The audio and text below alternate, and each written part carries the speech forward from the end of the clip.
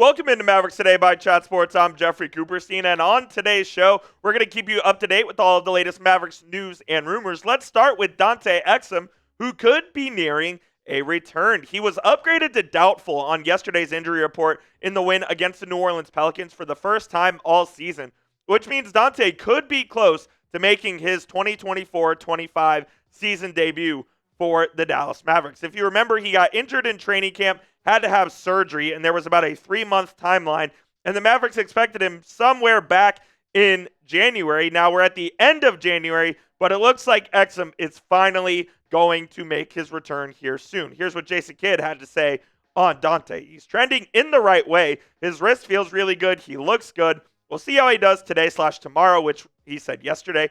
Hopefully that continues, and we'll get to seeing him maybe sometime on this trip. Maybe. So the Mavericks played their first of a 5-game road trip against the New Orleans Pelicans yesterday. And by the way, what a crazy game that was, with the Mavs winning 137-136. Lots of lead changes, big-time performances from some of the Mavs role players to go ahead and get that win against an improved Pelicans team. So he missed that game, and then the 4 remaining games on the road trip, you have tomorrow against the Pistons, Sunday against the Cavaliers, Tuesday against the 76ers, and on NBA trade deadline day, February 6th, you take a visit to the defending champion Boston Celtics. So will Dante Exum play in any of these games? I think it's definitely possible. I would say Exum, if I had to guess, this is not based on information whatsoever, I'd say that February 2nd game, Sunday afternoon against the Cleveland Cavaliers, could be a game where you see Dante Exum return. And make no mistake about it, getting Dante back is absolutely massive for this ball club going forward. He is the guy that the Mavericks relied on heavily last season and played a really good role at a super cheap price. Exum only making $3 million this season. Mavs exercised that player option they had on him. And while Exum did struggle a bit in the postseason, overall, he was excellent for this Dallas Mavericks team. 7.8 points, almost 3 assists, 49.1% from 3, obviously on limited attempts, in 19 minutes a game. After he spent a couple of seasons in Europe, Dante came back over to the NBA and really proved that he belongs in this league. And the way I see it is, even if you're getting 15 to 20 minutes a night out of Dante, the less Hardy and Dinwiddie minutes, the better. I don't want Dinwiddie playing 35 minutes. Again, I'm good with him playing 20 minutes. And if you can get Exum in there, add another guy into the fold, I think this could really help this team going forward. And all of a sudden you have, hopefully when Luka comes back, 4 healthy guards in Luka, Kyrie, Dinwiddie, and Exum. But what do you guys think? Let me know down in the comments. Who should be that third guard?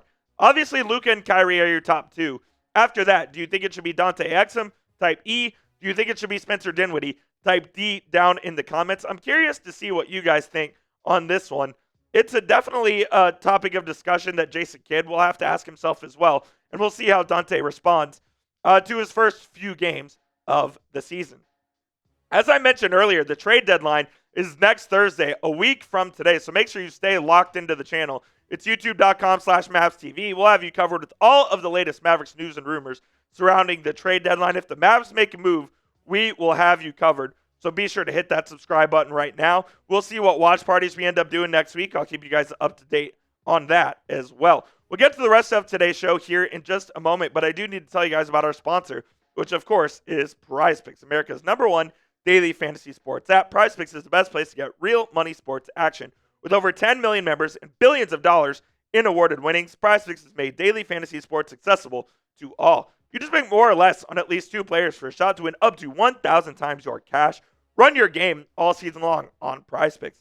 The big game is almost here, and it is now or never. Don't miss out on the last football game of the season with PrizePicks, the best place to win cash while watching the big game. PrizePicks is also giving away 1 free pick for the big game, where Patrick Mahomes will only need to throw 1 yard to win. If you're correct on at least 1 more stat projection, you can win some real cash. Check out the promos tab to tail any of our Super Sweat Millie winners with big game lineups.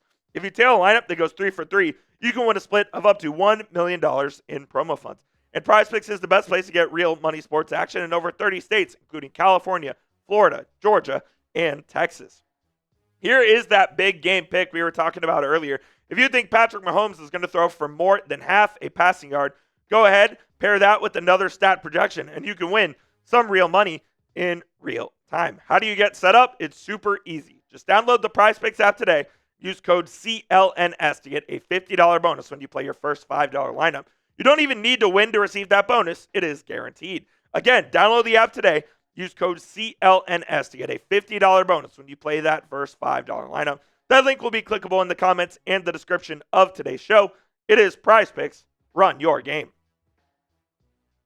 Making the difference for the Mavericks right now is Daniel Gafford and PJ Washington. Without those guys, I don't even want to fathom where the Mavericks would be. We'd be talking about Cooper Flagg on this channel if it wasn't for those guys. What a game they had last night against the Pelicans. And frankly, over the last 8 games, both of these guys have really, really turned it on. Here's Gafford in the last 8 games. Almost 19 points, 9.5 rebounds, 69% from the field. Very nice. 3 blocks a game as well, including 5 last night against the Pels. The Mavs have been looking for that center duo since 2011. They finally got it with Gafford, and now that Lively is injured, Gafford's had to step up into that starting role, and he's performed and then some. I'll be curious to see when Derek Lively comes back if Gafford retains that starting spot or if Lively gets it back. I think that's a tough decision for Jason Kidd to make. Very curious to see what he has to say about that. Now, we don't have to worry about that. Lively likely not going to be back until April or so that's a long ways away, but shout out to Daniel Gafford. And PJ Washington, been absolutely unbelievable. Set his career high in assists last night as well with 8. He's averaging 19.5 and 11 over the last 8 games, shooting 35% from 3 as well. He's Mr. Ain't Going. He's the guy that the Mavericks run through. He stands on business, especially on the defensive end. Not only is he doing it offensively, he holds a big assignment on the defensive end every night as well. And to put it in as simple terms as I possibly can, these two have kept the Mavericks afloat. I don't know where they'd be without them. With the injuries that this team has sustained with Najee Marshall, with Derek Lively, Gafford and Washington have kept this team afloat. And credit to Nico Harrison for finding these guys at last year's trade deadline, because if they didn't have them, number one, they wouldn't have been in the finals last year.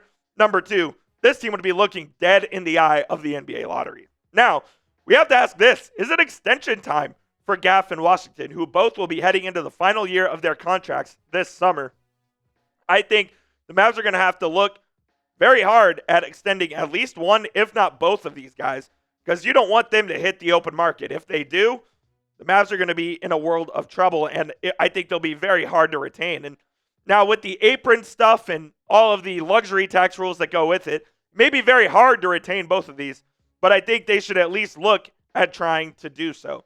Who would you guys extend? Let me know down in the comments. If you'd extend Daniel Gafford, go ahead and type G. If you'd extend PJ Washington, type W. If you do both, type B. If you do N, type neither. I'm curious to hear what you guys have to say. And just some final thoughts. I really believe that this Mavericks team is pulling themselves out of the slump that they were in. It feels like there's more togetherness. It feels like there's more continuity. It feels like they're finally making plays when they have to make.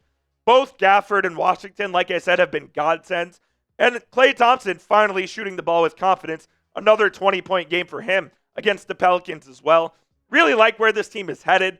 It seems like they're finally starting to get healthy as Najee Marshall made his return to the lineup last night. Dante Exum is supposed to make his return in the coming days. Luka Doncic going to make his return in 10 to 14 days, hopefully as well. They're finally getting healthy. They're finally putting it all together.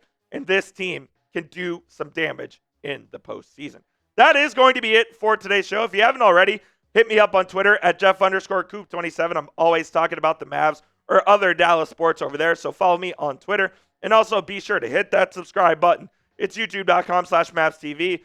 If anything happens with the Dallas Mavericks, we are your one-stop shop. So stay locked in. We'll see you guys soon. And like I said, we'll see what watch parties we'll end up doing next week. And I'll keep you posted with that. So without further ado, that's going to do it for today's show. See you guys soon. Let's go, Mavs.